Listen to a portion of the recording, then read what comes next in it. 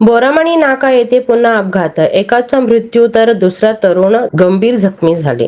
सोलापूर शहरातील market yard रोडवरील बोरामणी नाका परिसरात आज गुरुवारी सकाळी एका भीषण अपघाताची घटना घडली. या अपघातात एका दुचाकीस्वाराचा जागीच मृत्यू झाला असून त्याच्या सोबत असलेला दुसरा तरुण गंभीर जखमी झाला आहे. या घटनेमुळे परिसरात हळहळ व्यक्त केली जात आहे.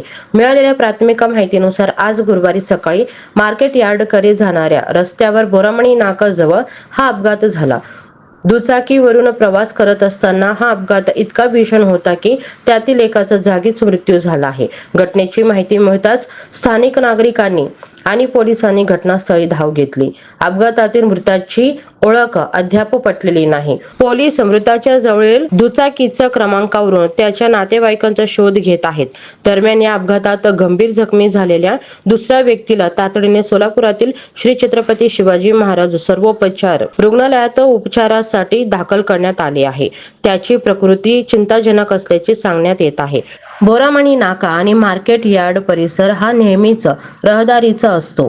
येथे अवजड वाहनांची ये-जा मोठ्या प्रमाणात असते. वारंवार होणाऱ्या अपघातामुळे या मार्गावरील वाहतूक नियोजनाचा पुन्हा प्रश्न एकदा ऐरणीवर आला आहे.